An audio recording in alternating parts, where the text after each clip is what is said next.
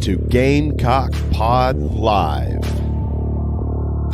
For the next 3 to 4 years, I'll be committed to the University of... This is Rodgers again to the 25, 20, 15, 10. Rodgers scores!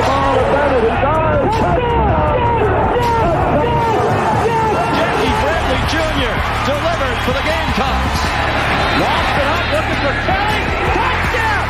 Can you believe it? And South Carolina is sending shockwaves through the SEC. Plays it in at the buzzer! That's a win! Unbelievable! I don't believe it! And now, live from Studio 54 of the GamecockPod Studios, here's the Cockfather himself, Keith Alsep.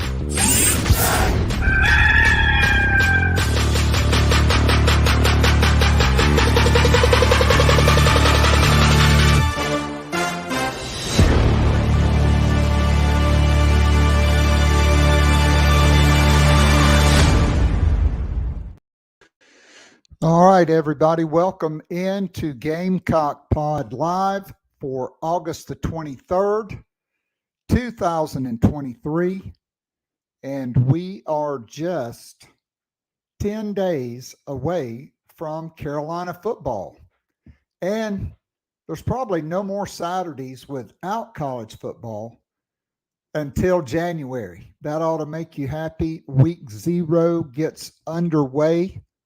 There we go. This weekend. So very excited about that. I think the one game that I am looking forward to is probably not on your bingo card. I don't know. Maybe it is. But for me, it's UTEP at Jacksonville State at 5:30 on the CBS Sports Network. That's because later this year, there will be Gamecocks versus Gamecocks. Jacksonville State will play South Carolina for the first time in college football. Very, very excited about that. Today was my daughter's first day in 4th grade, and so wishing Addison a great day as she begins her journey in a new school year, and thankfully in the classroom. All right, so with it being 10 days to kick off, Gary Harper, probably for me, the best number 10.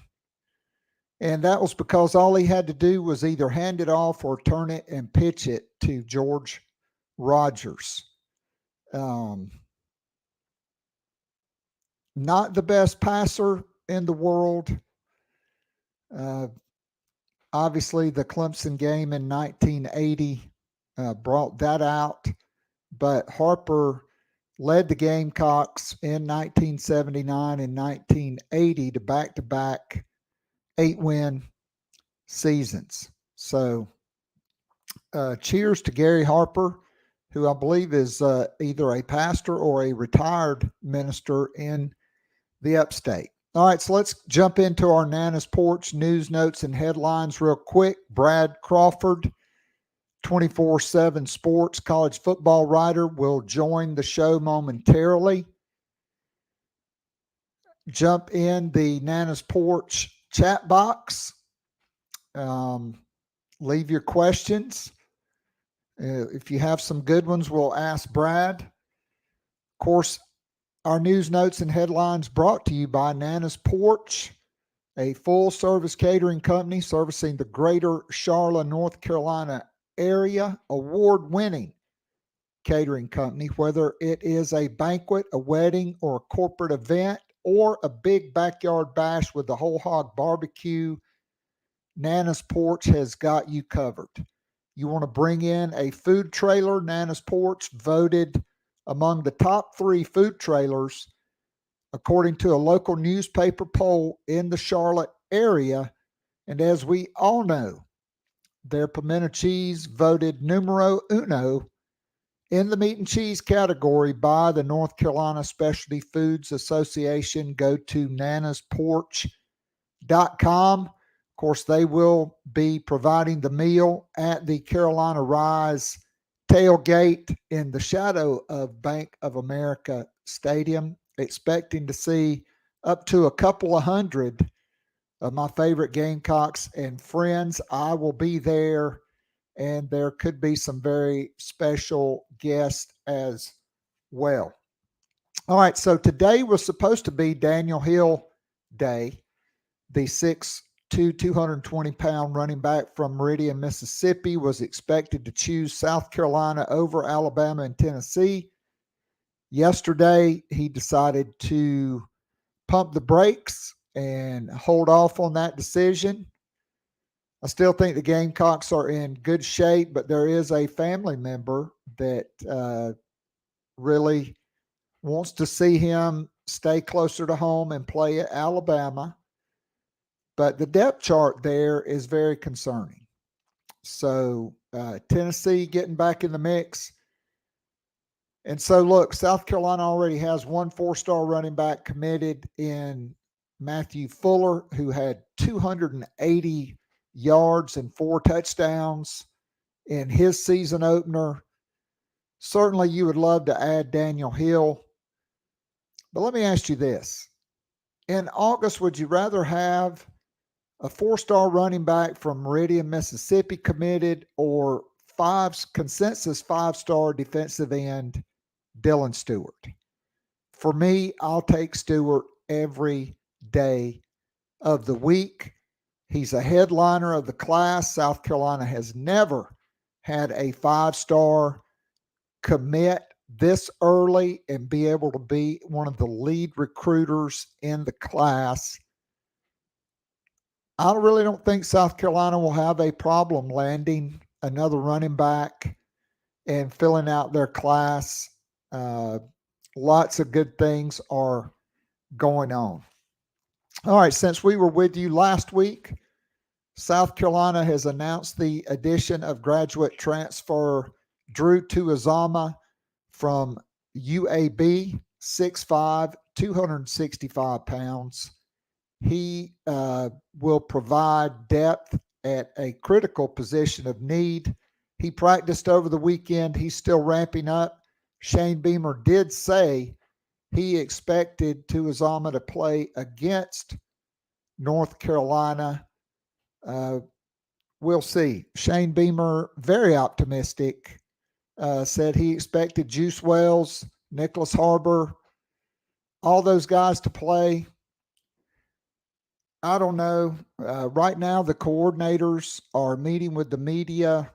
After we bring in Brad Crawford, which will be right now, we will be joined by 247Sports National College Football writer Brad Crawford, and go ahead and bring him into this conversation. Later, I'll give you my depth chart preview, and we'll have some news and notes and quotes from the coordinators. Brad, how you doing? Are we on a countdown? When is the baby coming, or is it still a mystery like it often always is?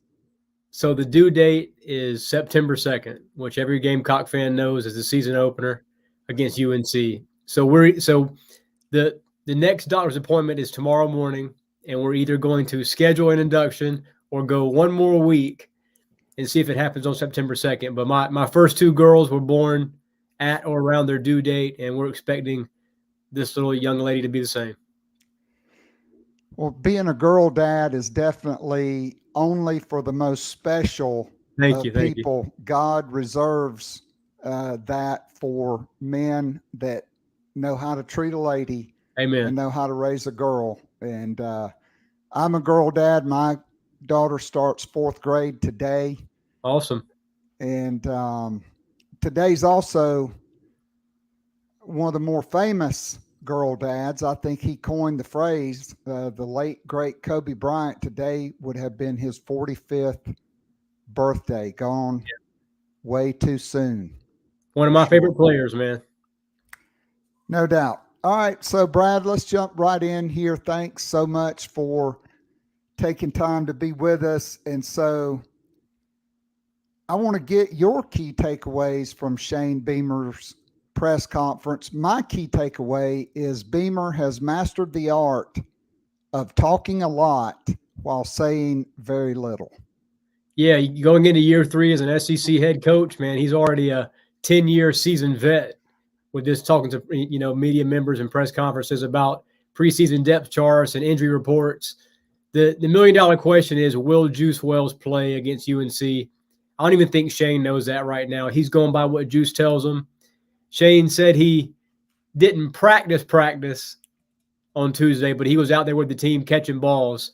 So that means whatever kind of lower body injury he's dealing with right now, he's trying his best to work through it here about a week and a half before the opener. But I thought Shane's most pointed comments were about his offensive line.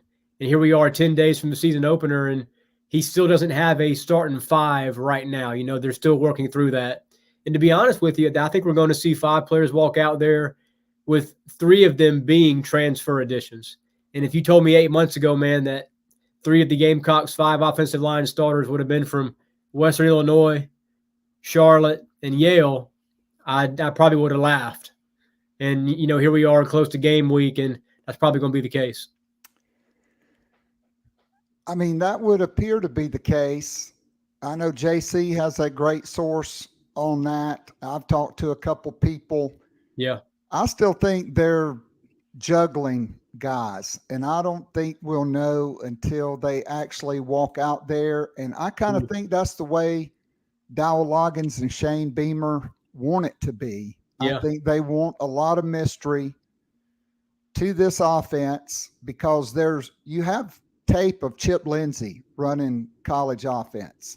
There is 0 tape on Dowell Loggins running college offense. NFL offense, plenty of tape there.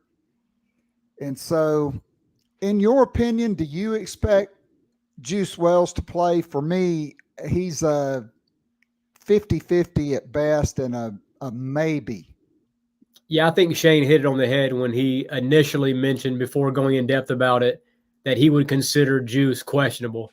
Now, in the NFL, you and I watch pro football. Questionable means likely not going to play. So that's where I would lean right now. And I haven't confirmed if it's indeed a foot injury. That's what I've been told. So to me, I think he's getting ready. They're developing him, getting him ready for the SEC opener a couple of weeks from now against Georgia. That would be the game I think that Juice has to play in for the Gamecocks to have a chance. But, Juice being out, that being said, it's given a lot more guys opportunity. Elijah Caldwell's a guy during fall camp who I'm sure you've been told as well has really looked good. He's going to play early as a first-year player for the Gamecocks. Nicholas Harbor right now is dealing with a shoulder injury, I think. He's probably going to play against UNC. Not going to be in that starting lineup, but he should get some reps. And then Trey Knox is the third guy that was on that injury report. I think he's good to go. Shane said he missed 2 practices. He's been almost full strength since, and he's just wearing a brace on that knee as a precaution. So I'm excited to see what the Gamecocks bring to the table offensively, man, especially in that wide receiver and tight end room. Those are 2 positions I think that the coaching staff right now feels really good about. I mean, today, if I had to make a bet, my starting lineup would be 12 personnel with Trey Knox, Joshua Simon, Amarian Brown, and Xavier Legette, and then DeCarrion Joyner beside of Rattler in the shotgun. I think we know those guys, and I think we know who the 3 interior guys are probably going to be, although, if they decide to slide Ja'Kai Moore back out to left tackle, then that moves Nick Gargiulo from right guard back to left guard. And Vershawn Lee, I think he's certain to start at center. And if Gargiulo's at left guard, that probably means Trey Jones is at right guard. Yeah, I think you just mentioned the 12 personnel. That's exactly what Mike Bobo is going to run this season at Georgia, with twin tight ends, Brock Bowers, has a new quarterback in Carson Beck. So, yeah, and that's a pro-style look. So I do think Dowell Loggins, we're going to see some twin tight end sets. But, yeah, that offensive line right now, Nick Gargiulo's a guy that, he's recently new stepping on campus and is already a leader inside that offensive line room. I don't know what that says about some of the returning guys, but that tells me about Nick that, he's ready to come in there, start as a multi-year starter at a previous program. But, man, we know the SEC is a different beast. And when those lights come on at, Panther Stadium on September 2nd, that's going to be very interesting to see which 5 Shane Beamer and Dow Loggins throw out there to protect Spencer Rattler. No doubt. Well, I mean, there's been a lot talked about this Gamecock offense. Obviously, Spencer Rattler, the relationship with Loggins, how dialed in he is. We could get into the quarterback stuff. Everybody's talked about that. I want to know what your sources are saying about the South Carolina defense and what do you expect in year 3 under Clayton White? Yeah, I've read some message board stuff about, the cornerback play won't be as good as Darius Rush and the guys last year. I disagree with that. I think O'Donnell Fortune and Marcellus Dial are more than ready to assume those everyday starting roles, especially on 3rd down. And those 2 corners are going to have some help with DQ Smith and Nick Emanwari. Emanwari is a guy that I've compared in the past to Mark Barron, former All-American at Bama. I think they're very similar in stature, not afraid to stick his face in the fan against the run. And Nick's a guy who's going to be playing with a chip on his shoulder because he was not on any preseason All-SEC teams, coaches or media, which I just found shocking, despite being one of the nation's leading tacklers as a true freshman last season. So secondary, I expect to be very good for South Carolina. Obviously, it all starts up front with that pass rush. Several new portal guys have been added. Jataeus Gear, he might have tweaked his ankle a little bit Saturday night in the scrimmage, but I think he's going to be one of the edge starters. Obviously, Jordan's going to probably be another one. Just got the guy from UAB who Shane Beamer said is going to suit up and play. How wild is that, man? You step on campus 2 weeks before the season opener, and you're probably going to be in the 2 deep. That just shows the necessity for pass rushers. And then at linebacker, who's going to be the starters? I think if Pup Howard was fully healthy right now, he'd probably be out there as a true freshman starter. But Stone Blanton's been there a couple of years. He's going to probably be one of the starters. And Debo Williams, he's a thumper. He hits harder than probably anybody the Gamecocks have had on defense here in a couple of years. So I'm looking forward to seeing number 0 out there chasing guys against the Tar Heels.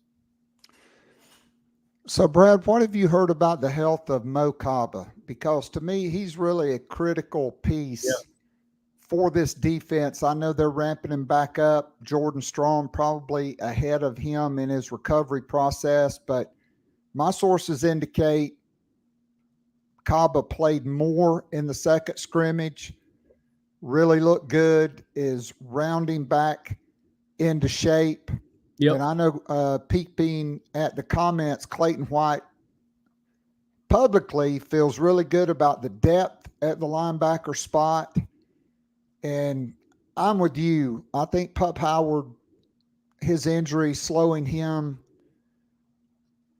he needs to be out there sooner rather than later. I think that's one of the young players that Beamer has really been talking about that needs to play at South Carolina. Yeah, the linebacker position really hasn't had a full impact player since probably Sky Moore several years ago.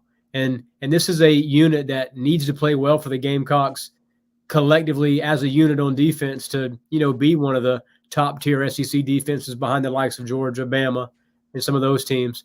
I think Mo Kaba has, like you said, sort of taken it easy those first 10 to 12 practices and then was sort of unleashed on Saturday night because like any player, especially at linebacker coming back from a repaired knee, he's going to be favoring that. And I think it took a while for Mo to kind of get the cobwebs out of his head and just play full bore and not worry about a knee situation. I've been told that he's playing pain-free, which is good. He just has to play without favoring that knee, which is something that it's more mental than physical right now with Mo Kaba, if I had to guess. Yeah, I mean, normally that's the biggest hurdle for guys in their recovery is trusting that knee, being able to cut without thinking about it. And so I really think he's key. So my sources seem to indicate that these young secondary players behind the starters. Kilgore, yeah. Jalen Kilgore. I don't know who the starting nickel's going to be. Maybe it's Keenan Nelson, David Spalding if he's healthy. But I've been told, and I think sooner rather than later, maybe by the end of September, Jalen Kilgore may just be too good to keep off the field, and they slide DQ Smith back up to nickel, and Nick Eamon-Mori and Jalen Kilgore are your starting safeties.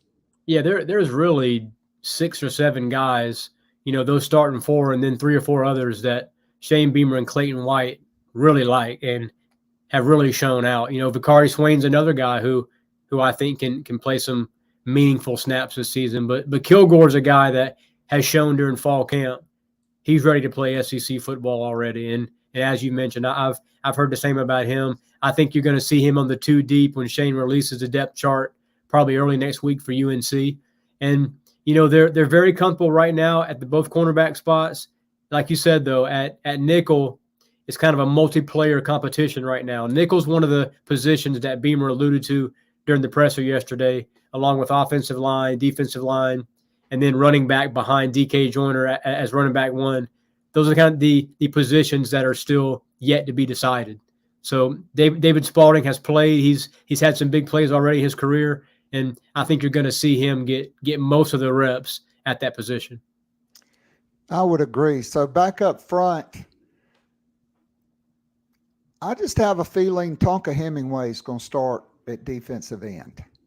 Travian Robertson, who played with Melvin Ingram, who played for Brad Lawing on the greatest defensive lines in South Carolina history.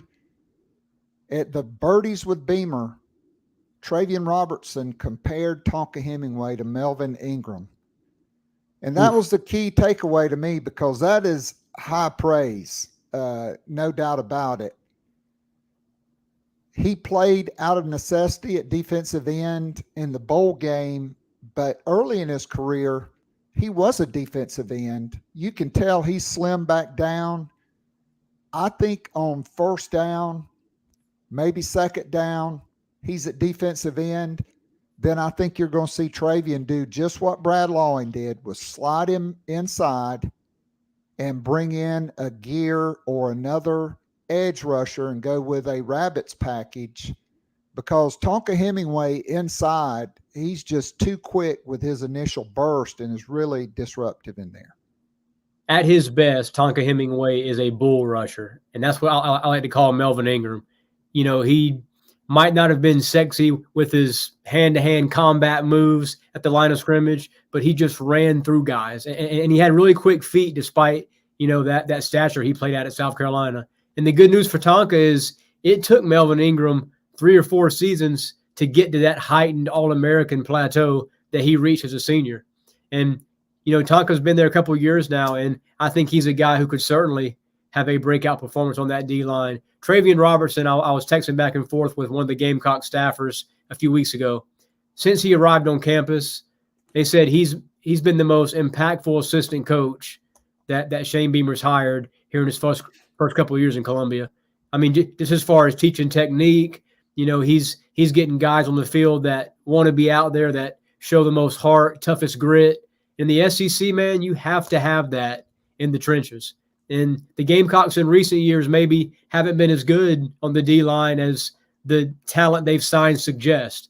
So I think Robertson's a guy who's going to get the most out of that pass rush this season. And you have to like what the Gamecocks have added in the portal, despite losing 2 starters off last season's edge rush. I mean, I totally agree. I've heard it since day one. And I think South Carolina is getting basically Brad Lawing back in his prime. Yeah. But as a 6'4", probably still 295-pound former All-SEC player who played in the SEC championship game and in the NFL. I think, Jimmy Lindsey, I thought he did a nice job, but I don't think he fully maximized the potential right of a guy like Zach Pickens. I mean, you look at him with the Bears, he looks like he's 15 or 20 pounds lighter and much more explosive. I think he got about 85 to 90%. I think Travian is pushing the envelope with those guys. And with talented guys like TJ Sanders, Nicholas Barrett, Boogie Huntley, Elijah Davis, and true freshman Xavier McLeod, there's a reason Georgia really wanted him. I think South Carolina's defensive line could be a big key to helping Clayton White turn around that run defense this year. And that could be a huge storyline coming out of the season opener next weekend in Charlotte. I mean, if they're able to neutralize what Chip Lindsey, UNC's new offensive coordinator, wants to do on the ground, then we're talking about being able to pin its ears back as a defense and really get after Drake May. I said earlier this afternoon on another show that I like the Gamecock secondary against UNC's wideouts, especially if Tez Walker doesn't play. But it all starts with the line of scrimmage. If Travian Robertson can get those D tackles to just create havoc, you don't have to have sacks, just create havoc and make Drake May, play off rhythm, then that's going to wind up being a really good scenario for Gamecocks defense in that first game. So, Brad, before we let you go, what do you anticipate? Preview North Carolina for us. Obviously, everybody talks about Drake May. I'm just not buying the hype on UNC. I've had too many sources close to that program that, that old Texas mentality of Mac being the, kind grandpa has just softened the culture there. And while I love Drake May, he probably should have made a different business decision, in my opinion. But I'm with you there. He chose to stay at North Carolina. Chip Lindsey's been a journeyman. Last year, Drake May was their leading rusher and passer. I think a big key just for South Carolina is not allowing Drake May to hurt them with his legs. I think the wrong team is ranked in this matchup, if I'm being honest with you. The Gamecocks are underrated right now from a national media standpoint. UNC is inside the top 25 because they have a first-round quarterback in next year's draft. But I'm with you. I see UNC as a 7-5 type football team this season because outside of Drake May, there's no one on that roster that really scares you besides two senior linebackers. Linebacker is the only other position I think UNC has right now an advantage over South Carolina. But the million-dollar question, heading into next Saturday night is Tez Walker, the Kent State wide receiver transfer, had a huge season last year, expected to be a 12 to 1,300-yard guy for Drake May this season.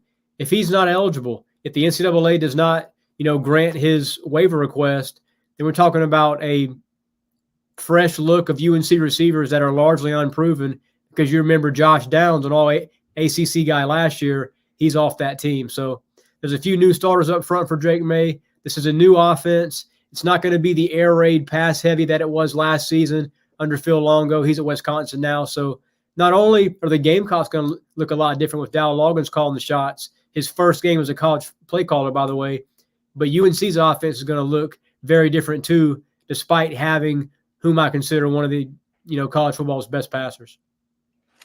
No doubt. So last question before we let you go. Have you got a name picked out for your new daughter? As long as my mom and dad aren't watching this, I'll go ahead and share it because we have kept it under wraps. But Allison Shea, so she would join Caroline and Hattie, and we're going to call her Allie. Yep.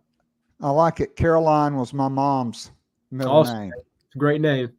No doubt. Well, hey, Brad, great stuff as always. Always appreciate you coming in, and hopefully, you'll be in the delivery room. Maybe you'll be able to get to a TV to catch that game. But I'm gonna have to wheel a 70-inch TV from home, man, and bring it in there because I can't deal with a 13-inch scrambled up TV. Well, maybe she'll surprise you and come a couple days early, so you be able to get home Maybe so. and, be in your chair holding your baby watching the Gamecocks take down the Tar Heels. All the best to you and the family, and we'll look forward to catching up with you down the road. Hey, good to hear from you, buddy. Talk soon. All right. That was Brad Crawford from 247 Sports, talking Gamecocks and Tar Heels. We'll be right back after this commercial message. If you enjoy listening and watching the free Wednesday show, now live streaming on YouTube, and would love more Gamecock Pod daily, join our growing Gamecock family by becoming a monthly or annual subscriber. You'll be able to listen to the show every day of the week and listen to guests like J.C. Sherbert, Hale McGranahan, and John Whittle from thebigspur.com, Colin Taylor and Mike Uva from Gamecock Central, Emily Adams from the Greenville News, Ben Portnoy, Michael Lanana, and Jeremiah Holloway from GoGamecocks.com, Michael W. Bratton, the host of That SEC podcast, and many, many more. As a VIP subscriber, you can join or listen to the weekly live Zoom call with up to 100 of your favorite Gamecocks and friends. After the show is an unrecorded overtime segment where the real scoop gets dropped and discussed. It's like going down to your local pub or sports bar and having a conversation with your Gamecock friends about last week's football game, men's and women's basketball games, and Gamecock baseball. And of course, there's always recruiting to discuss. In addition to the weekly Zoom call, VIP subscribers get the most popular podcast, The Morning After, which is released every Sunday morning during football season, and more VIP perks are in the works. Follow Keith on Twitter @KAllset, or follow the show on Twitter @GamecockPod. Go to the top of the homepage and follow the link. If all else fails, go to patreon.com/GamecockPodDaily. Join now and get up to 3 months free off an annual VIP subscription. You will love it, guaranteed. Now, back to Gamecock Pod Live.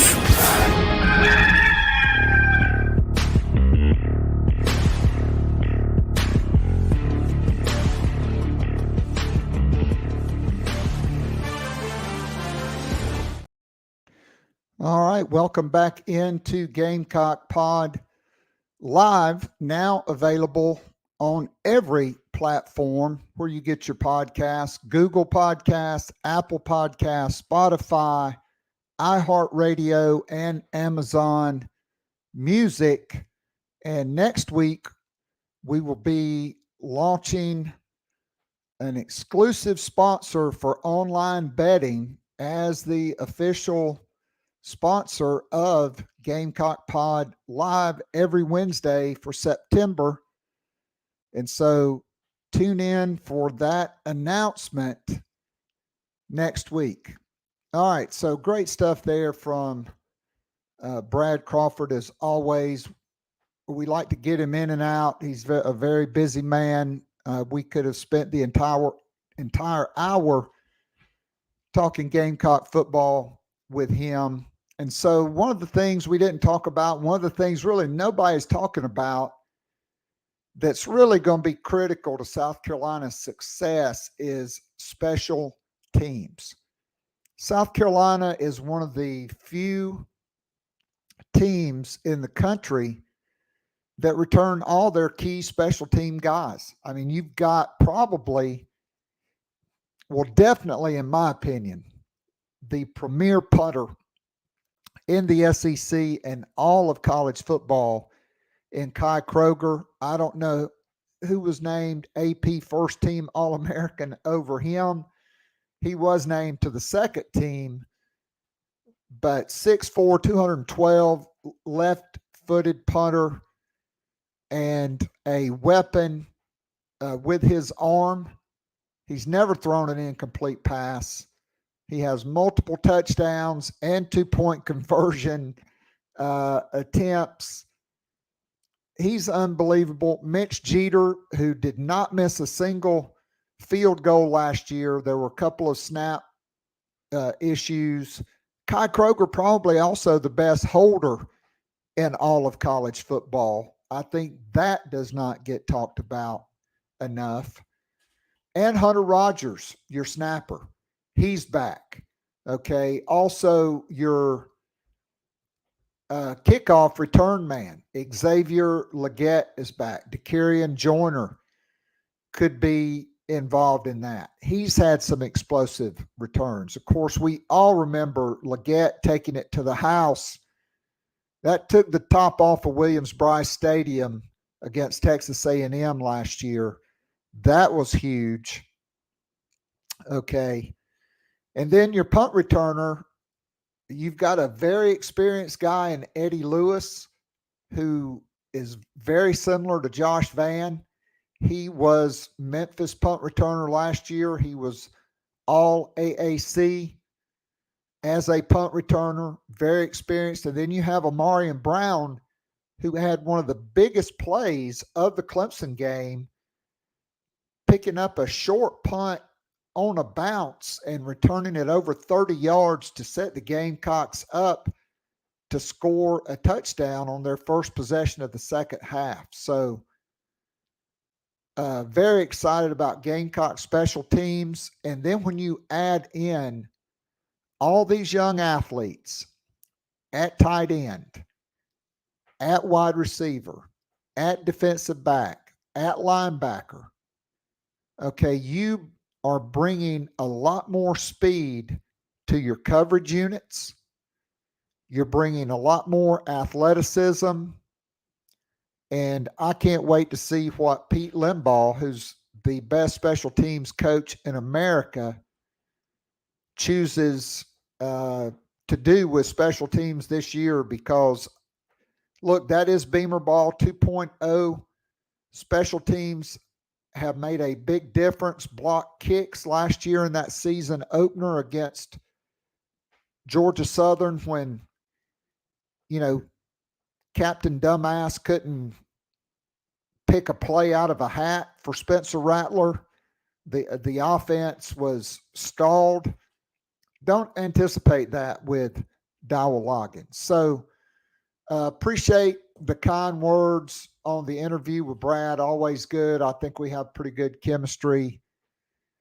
And so in the Nana Sports chat box, Craig, as of today, and I'm going to run down my depth chart, but first, let's get just a few quotes from the coordinators. So Dowell Loggins was up first, and so one of the big things with him, he will be up in the press box calling plays. I really like that, especially when you have a veteran quarterback. I think it gives you a better perspective. I mean, Spencer Rattler does not need Dowell Loggins to be down there to babysit him, to hold his hand. This is a confident dude. This is a guy that came back. He's locked in universally. Their relationship, he can be on the headset. Dowell Loggins brought in a guy as a quarterback analyst who can be down on the field, okay, who has coached in the National Football League, has been a quarterback coach. So I think Loggins being up in the press box is good. Look, Loggins, because of the directive from Shane Beamer, they're going to talk as much as they can without really telling you a whole lot. He does mention Omega Blake and his consistency. That has been a big theme. I would anticipate, just like Brad, I don't think we see Juice Wells until Georgia. I think you go with a lot of 12 personnel, and when you go with 3 wide receivers, you bring in Omega Blake. We'll get to the depth chart projection in just a couple of minutes. And so obviously you like him. Loggins says Luke Doty is one of the favorite players that he's ever coached because of his leadership qualities, because of his unselfishness, him mentoring younger players like Lenora Sellers. I mean, we didn't really get into it because I really wanted to get Brad's takes on stuff that not everybody is asking him. right? Like every interview, it's about the Gamecock offense. It's about Spencer Rattler. It's about Lenore Sellers, Nicholas Harbor. I think Luke Doty right now is the number 2 quarterback, but I also think we will see him at wide receiver some this year as well. And I do think because Lenore Sellers is just a completely different animal from everybody else in that quarterback room. 6'3", almost 245 pounds, legitimate 4.41 speed in the 40. Okay, on the GPS, the catapult system, over 22 miles an hour. He's fast. He's big. Size-wise, running-wise, I don't know if he will be as physical as a true freshman as KJ Jefferson, but I think the potential is certainly there for that. No doubt about it. So those are really some of the highlights on tomorrow's show. We'll have the best of the Q&A with all the coordinators. We call it the quick hitters, the coordinator quick hitters. Of course, Pete Limbaugh, we got his opening statement. So Pete Limbaugh, my bad. Y'all know my upper or lower Pickens County education comes in there. Clayton White says they're excited about Drew Tuizama coming over. With Tuizama, they want him to feel comfortable in the system, and he's already in the playbook. But because he is an older guy, I didn't mention this with Brad, but I mean, this is a guy that's like 24 years old, okay? He played high school football, then he was a year in prep school. Then he spent 2 years at Syracuse. So that was probably 19 before he enrolled in college. So 2021. Then he went to East Mississippi Junior College, 22. UAB's 23 now this year. He's 24 years old. Okay, this is not his first rodeo. And quite frankly, playing defensive end is not that complicated. All right. He's been doing it a long time. And so I could see him maybe being that big defensive end behind Tonka Hemingway. And when South Carolina goes into a sub package, you could see him and Tonka Hemingway inside, and Jordan Strong and JT Gear or Brian Thomas rushing the passer. I don't think that's too far-fetched. So we'll see there. Clayton White still fired up about the linebackers. They've had a very good camp diagnosing plays, not just being big hitters. He does mention Debo Williams and Stone Blanton have taken huge steps. Mo Kaba getting better every day, working back to becoming his old self. I think 10 days out, those are probably your top 3. Then is it Bam Martin Scott? Is it Pup Howard? I think by the end of September, it will be Pup Howard. Game 1, maybe it's Bam Martin Scott and then Pup Howard. I also think in a sub package, you could see South Carolina bring Pup Howard in to rush off the edge. I'm still not concerned or convinced he won't be a defensive end one day, quite frankly, like Melvin Ingram, who was a big linebacker when he came out of high school. All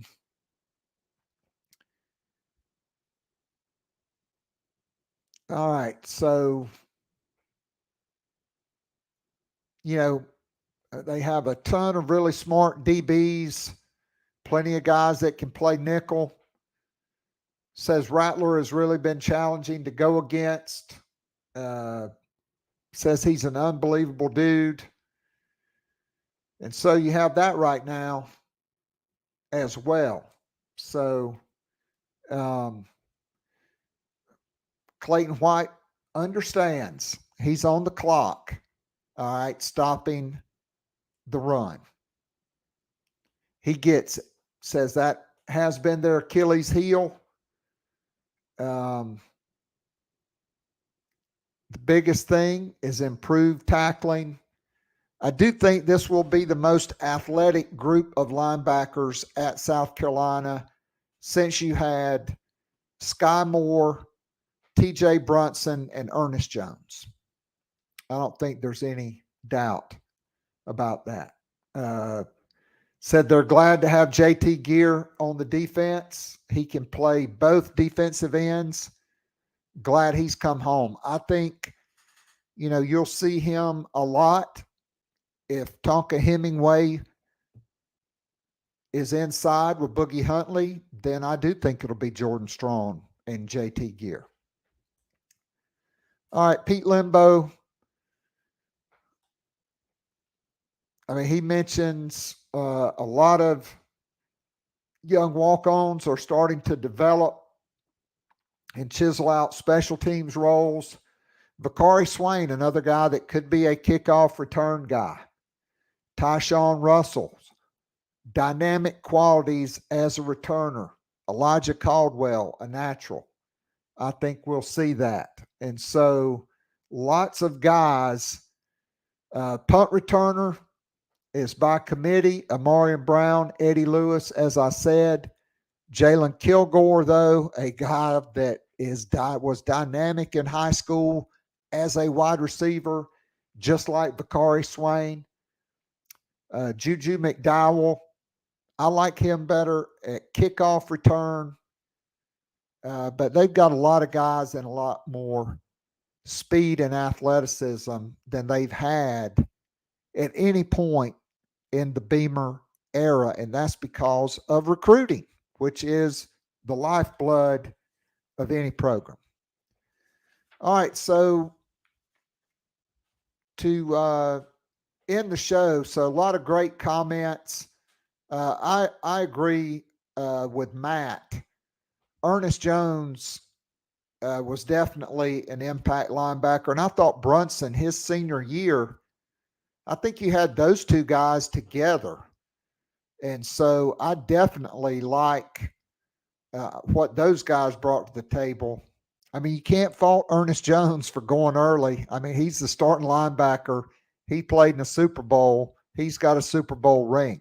So good stuff there. Craig talks about seeing Omega Blake in person. BRC saying Tuazama completely changes the outlook on the D-line. I agree on the edge, but I think there's another guy that, because of his injury history, and not just the shoulder and the legs, but also some concussions, Tyreek Johnson, who will wear number 10 this year, along with Amarian Brown, 10 days away from Carolina football. I think he will add an extra dimension. And so I do think that position is a lot better now than we thought it was going to be, even without Jordan Birch. I'm not of the belief that losing Birch and Edmond was no big deal. No defensive end in the Southeastern Conference last year had more tackles than Jordan Birch. Gilbert Edmond was a high ceiling guy. He was only 20 years old last year. And his athleticism, he is a freak athlete. I like the addition of JT Gear. If they go strictly with two edge guys, I think it's Jordan Strong and JT Gear.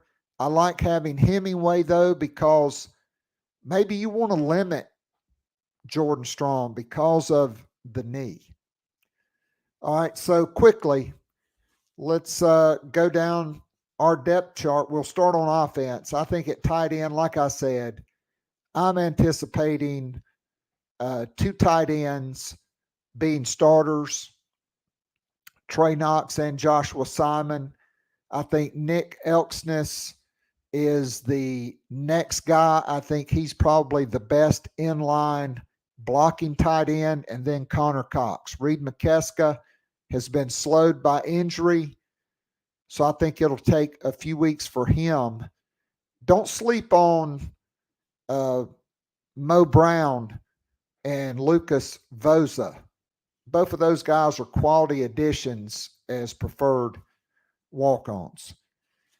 As of today, I'm going to say, we'll roll with Jackson Hughes at left tackle. Other than Ja'Kai Moore, he started more games than anybody else on the roster.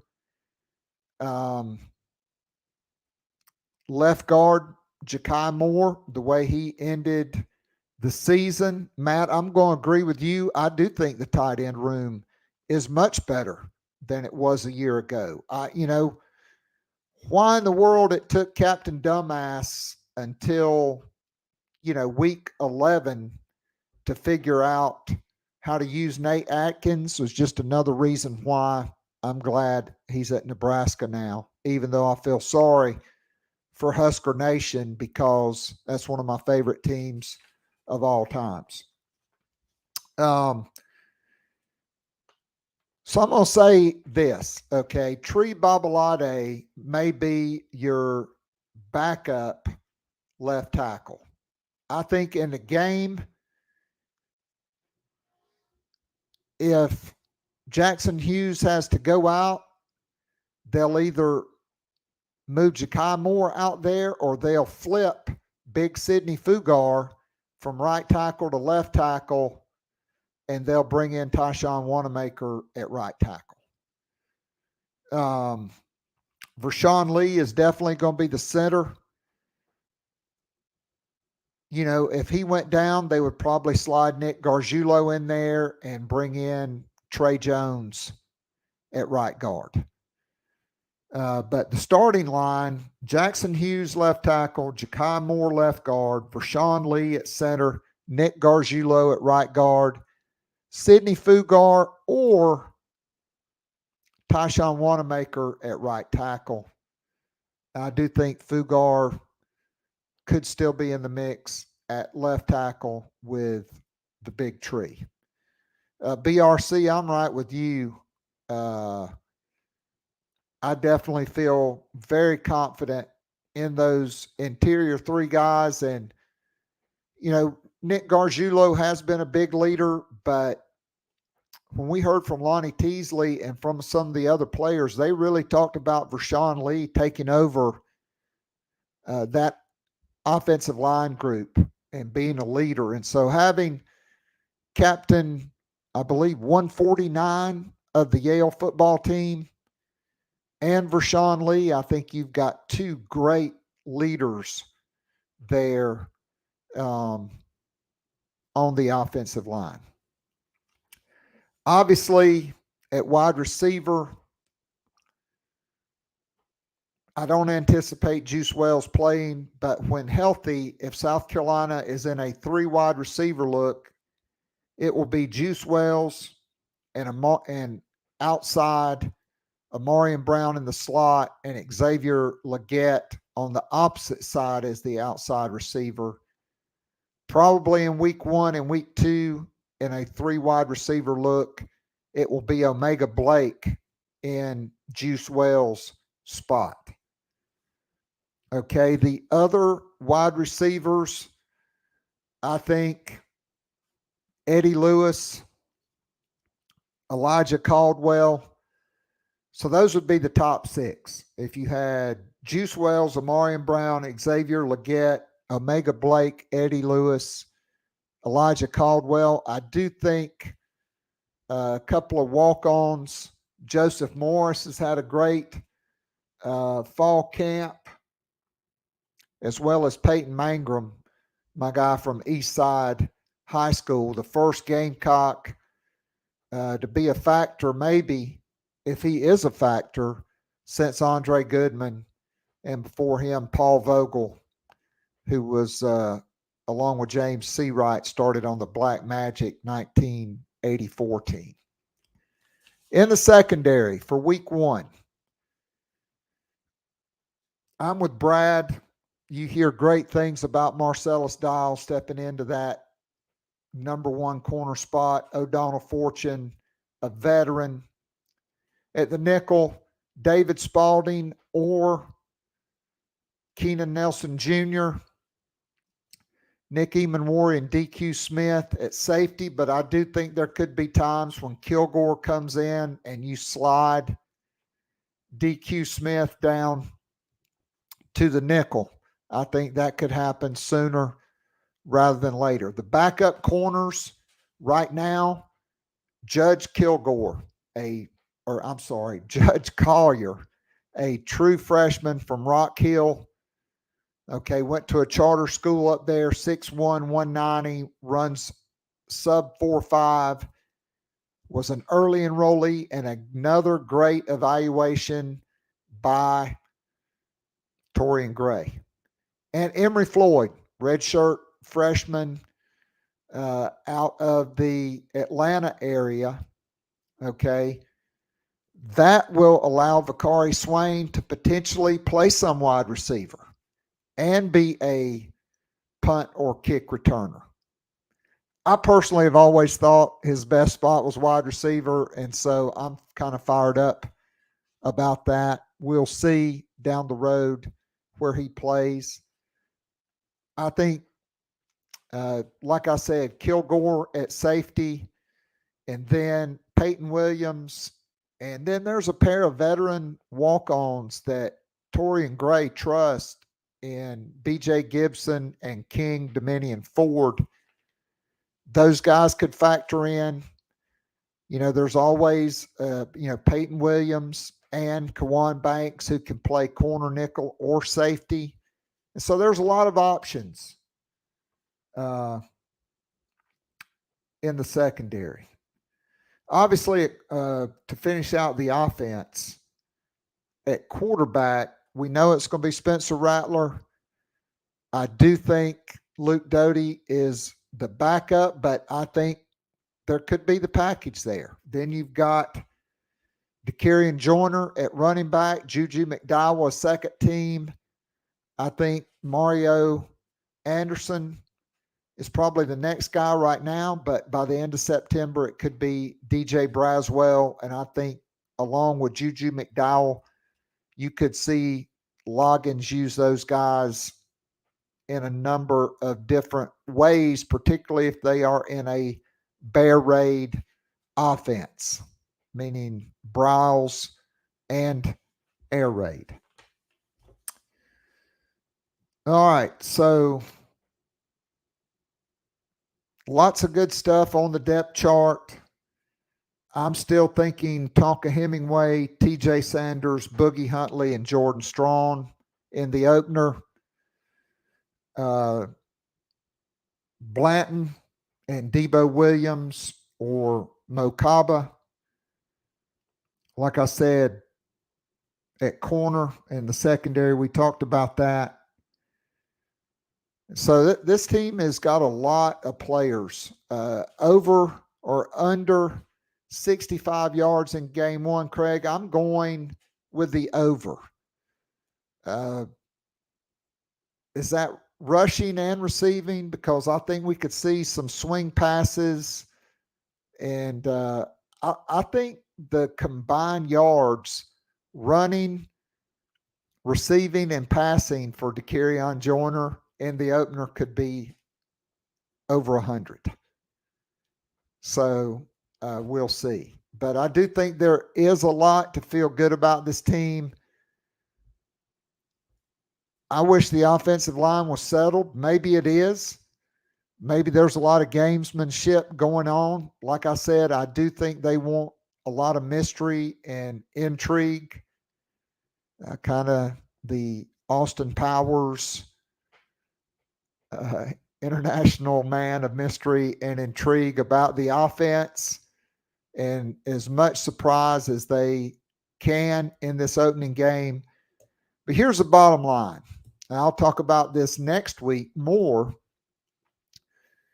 and we'll get the mybookie.ig official line on the game and our picks for week one. I think South Carolina is the more physical football team. I agree with Brad. I think the wrong team is ranked. I think it's all about Drake May. And I'm not sure Tez Walker is going to get that waiver. He was a double transfer. I mean, we can go back to Jalen Brooks. Okay. He was at Tarleton State during the pandemic. They didn't even play, and he was not eligible in the first game. And if it was really about him being closer to home, why do you take the official visit to Rutgers? Okay. So, in the best interest of national TV, you want Juice Wells and Tez Walker in this game. I agree with that. But I probably think Tez Walker has a better chance of playing than Juice Wells, but we will see. Maybe it is a shell game and he will be ready, but I'm not convinced. All right, so that is going to be a wrap for today's Gamecock Pod Live. Appreciate everybody tuning in on YouTube. This will be up on all the podcast platforms in just a little bit, and we'll be tweeting out the link to the video. So until tomorrow, when we go through the best of the quick hitter Q&As with the coordinators and run down all the team news. This is Keith Alsep for special guest Brad Crawford saying, God bless, go Gamecocks, and I will be back tomorrow. If it's Thursday, it will be Gamecock Pod Daily in podcast form. Good day, everybody.